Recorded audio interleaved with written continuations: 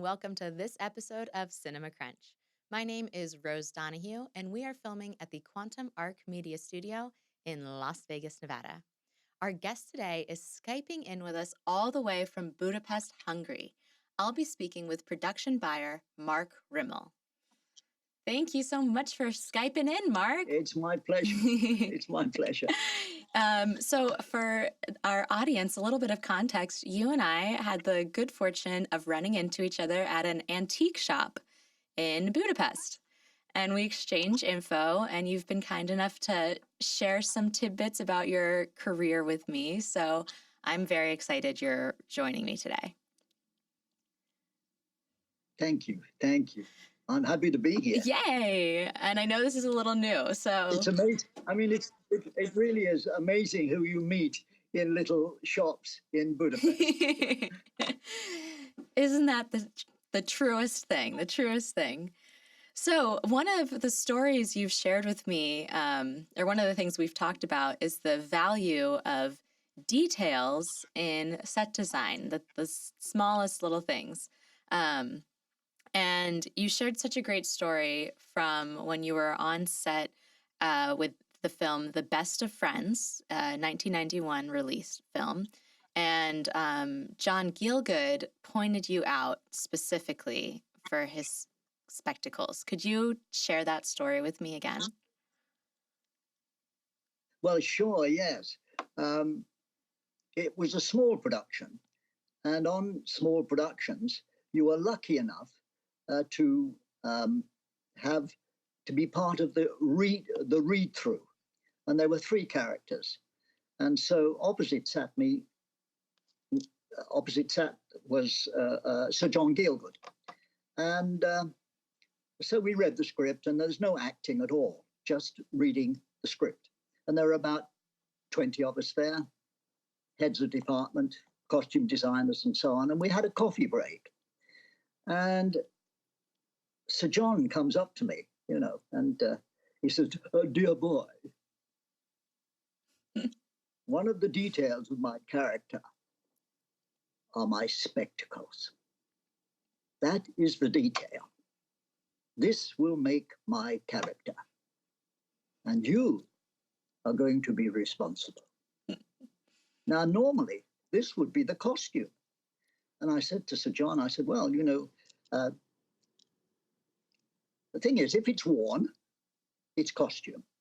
If it's a prop that's not worn, then it's my responsibility.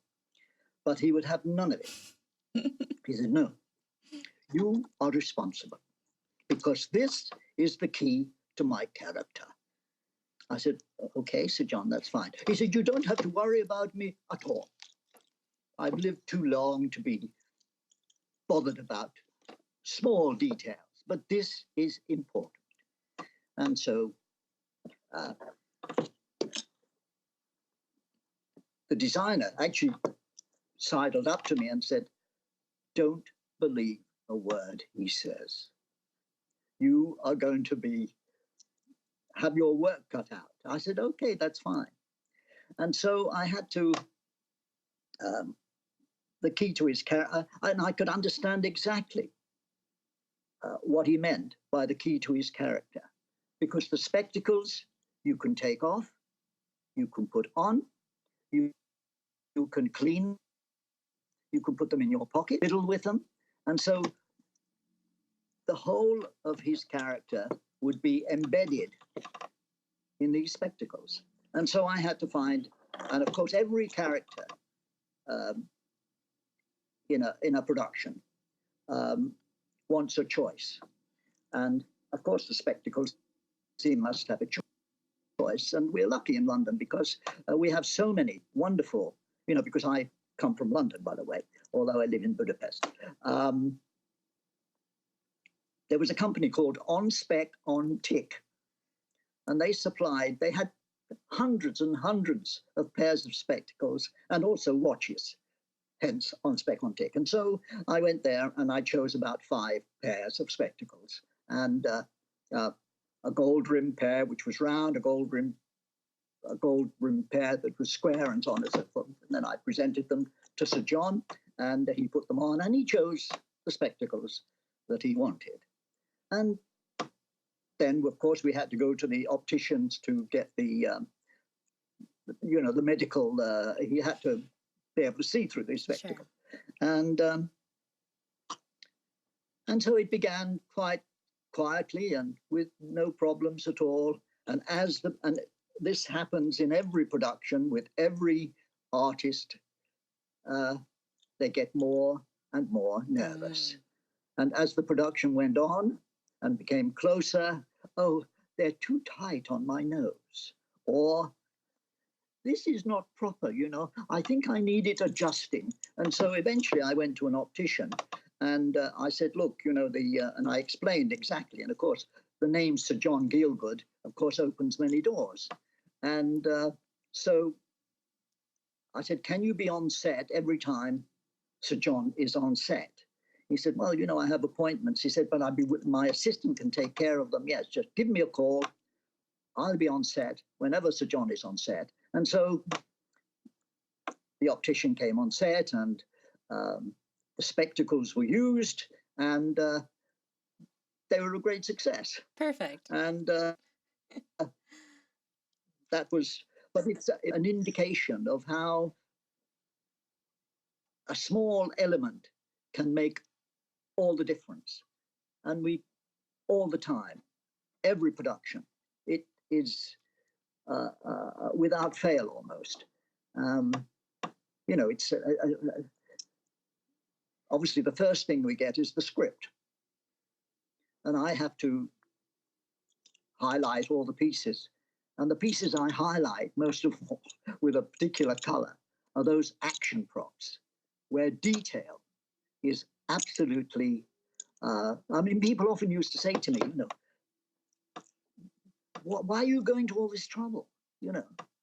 For example, you're in a library, a study. And so the designer says, well, we need 40 meters of books for the. So I know that this is a doctor, he is a lawyer, he is a something else. And most buyers actually will call the rental company and say, can you send me 40 meters of books? Oh, really? That's it. Just that's it. Yeah, it's easy. Okay. No, what would you do instead? But I go to the rental company and I choose every book in that bookcase has a reference to either the man's hobby or his profession. And the prop master might say to me, because he looks after them, I pass them over to the prop master when he's the person that is responsible for them after I have done my work. And he says, well, who the hell will know? I said, I will know. And that's important. Absolutely. And I said, what happens, the actor can walk on the stage at lunchtime and just browse around and take a book out of the bookcase. Well, I want him to take the book out, any book, and it will refer to who he is and his character. And so it's that detail as well. Yeah, but that's so valuable. People often say that I really do go over the top. I mean, we were doing a production. Can I give you just an example? Absolutely. I love the examples. Anything that kind of emphasizes the value of detail of the work you do and the experience of being on set and how to go above and beyond, I feel like are always valuable tidbits. So please go for it. Well, for example, we were doing a television series. It was called, it was a television series. And one of the characters, it was based in London. And one of the characters was going for a day to France. This wasn't Jeeves and Wooster, was it? No, it wasn't Jeeves and Wooster, different one. As a matter of fact. But although the same I would thing just applies to Jeeves and Wooster. So, this was, it was called Desmonds, which was a, cool. It was an all, the casts were all coloured or black or whatever, you know what I mean. And so it was a barber shop. And one of the family they're going to France. And so she goes to France and she makes a telephone call from France to the son or whoever. And so our designer said, well, it's not very difficult, it's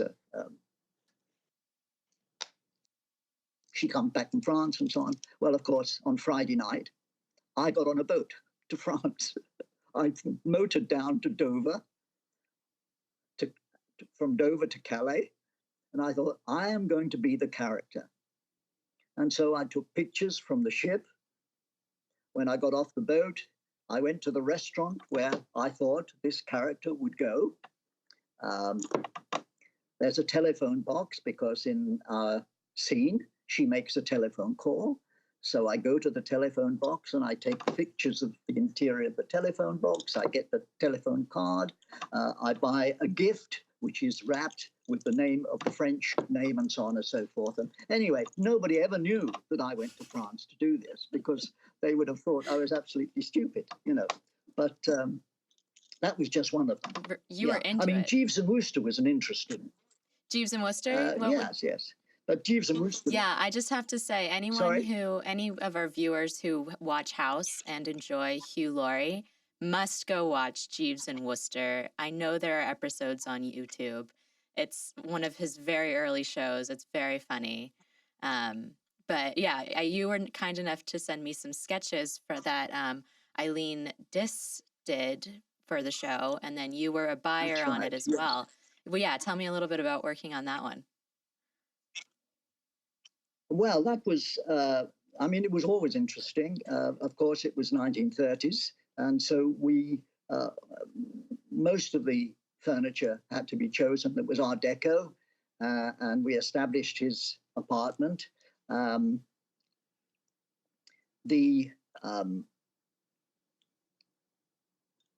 think one of the most interesting episodes, actually, was when he went to New York. And now of course, we didn't go to New York, of course, but we had to build a liner and on stage. And in London at the time, it was really difficult to film. We weren't a film-friendly city. Now it's different. And so you could film on a Sunday. And so I got a call at,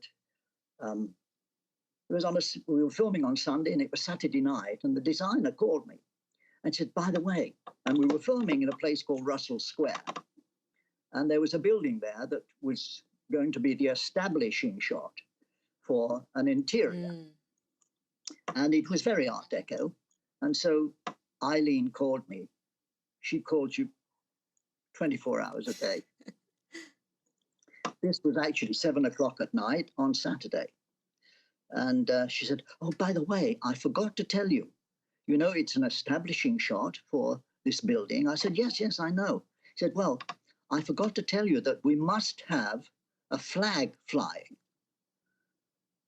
I said, a flag? She said, yes, and of course, it's 1930s, so it must have 48 stars on it. I said, and I always used to say, okay, leave it with me. And then I'd go, oh my God, what am I going to do? Well, I called and it's no way could I find a 1930s. If it was in the week, I could go to a hire company, I could get it and no problem. But this is Saturday night, it's 7 o'clock. So I thought, what do I do? Well, I called some people and I couldn't find a 48 star. I thought, well, I know what I have to do. I have to ring all the hotels and she will have 52 stars. Nobody's going to notice from this distance, but I hate to do it, but I have to do it. And so I called all the hotels and eventually most of them said, no, we have the flag flying already. We have Americans staying here. And so I found a hotel and they said, yes, we've got a large American flag, which is, I don't know, 18 feet by 9 feet, big enough to show. And so I got in my car. By now it was about midnight, went down to Chelsea, which is about an hour's drive. I paid the money. I offered the guy 50 quid and I brought the flag back and I thought, well, that's okay, fine.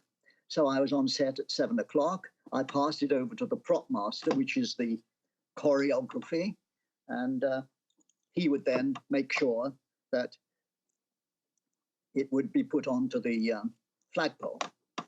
And so, and about an hour later, he came, and Eileen Diss came up to me. She said, "Oh, thank you so much. You know, it's wonderful you've managed to find it." I said, "Oh." She didn't realize that it was a modern flag. And so an hour later, the prop master came back. He said, the guy who's supposed to open the door, it's his day off. And so nobody can get into the building. And so we never, ever used the flag. No. But I mean, that's the way it goes. That's totally the way it goes. Yeah. And one of the things I loved about Jeeves and Wooster, apart from the period, of course, was that always he would spend one weekend at a place called Totley Towers. And Totley Towers was Highclere Castle. Now, Highclere Castle meant nothing to most people, but now it is world famous because it is Downside Abbey. Downton Abbey? Downside Abbey? Yes. Yes, Downton Abbey. Yeah. That's right. Well, that's Highclere Castle. Wow. And for us, it was Totley Towers. And so I always remember when we had to film there, and we usually filmed there for maybe about a week. And I would arrive at about 6 o'clock in the morning. So we have breakfast at 7 o'clock. And it's a 2-mile drive through the parkland. And out of the mist appears Highclere Castle. And it's a wonderful location. I imagine so. It looks absolutely gorgeous on. But yes, we did. Yeah. So yes, it was and Stephen Fry and Hugh Laurie were wonderful to work with. Very talented. And the period cars, of course, and so on. You know, everybody thought it was really clever, you know, that I could get all these cars, but it's not clever at all because there are people who specialize in cars for Antique films, cars, and you cars can for get film. any car, you know. So it's not a difficult problem. Well, that's good. We're starting to get close to our time, but I did want you to share at least one of those props that you happen to have. I know, this always happens. The conversation flies by and then all of a sudden, I know. Oh my God. I know.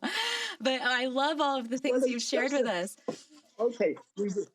We go to a show, just very briefly, to a show called Circle of Friends, and which was by Maeve Binchy. It was filmed in Ireland. And who's the character now? Oh, Alan Cummings was playing one of the characters with Minnie Driver. Oh. And it was a shop, and he was working there, and he was a very rather nasty little character, and he lived upstairs in the shop, and she noticed, Minnie Driver's character noticed that lots of things were being stolen, money stolen, and so when he wasn't there, she went upstairs into his little room to see if she could find this money, and he then came back early, and he tried to assault her, and so she hit him over the head with this cushion, and all this money flew out. Oh. And so, of course, you know, in the script, oh my God, I've got to find 1960s Irish money. How do I do that? Yeah. In England, it's illegal to use copy money. In Ireland, it's no problem at all. And so I had all this money. This is the money that came out of the envelope. Oh my gosh. And, but in Ireland, anything is possible. Oh. And we never got to the story, of course, of Mary Robinson, which is a pity, you know. Oh, it is. That was in the name of the Father, and Mary Robinson was responsible anyway for finding one of the main props, you know. But the lights. that's a story that I think I won't be able to tell. We'll do a story for another time. Yeah, okay. Is there any last tidbit you want to share with the audience? Well, we do have this time with you.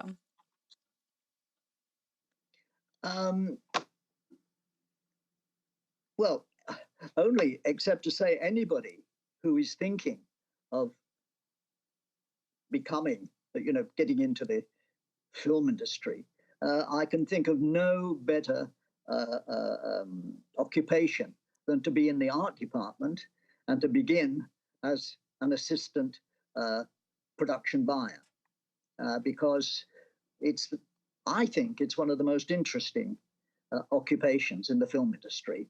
Of course, cameramen would argue with me, but for me, as a collector, and also having owned an antique shop and an art gallery, for me it was one of the great pleasures. And I never dreamed when I came here, of course, my last film was Hellboy 2, The Golden Army. And that was the last film I did. Although I did something on Robin Hood, I made skeletons, jeweled skeletons and so on.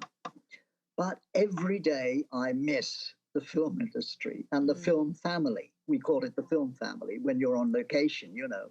And I miss that terribly. In fact, when I dream about being in a movie. I'm usually in the wrong movie, but I'm in the movie. And but I make things, you know. I make jewelry. Yes, I make other stuff as well. No, and that's wonderful, wonderful bit to end on for the audience. Where can people check out your jewelry online? Because I know you make fabulous crowns and hats and jewelry and stuff. So where can people find that? Well, I think that there is. I'm not good at websites, I have to say. You know, they'll have to get me on Facebook, I think. Okay. You know, and I can send anything. You know, I can send. You know, if people are interested, I can send some pictures. But the thing that I'm really bad at is web shops and websites and all that sort of stuff. Fair enough. I'm sorry about that. No, it's a whole nother project, doing a website, a project in itself. So we'll be sure to have some of your information available in our copy and in our description so that people can check out more about your work. Thank you so much for joining me today, Mark. Right. That was fantastic. Rose, thank you very much. Absolutely. Bye-bye.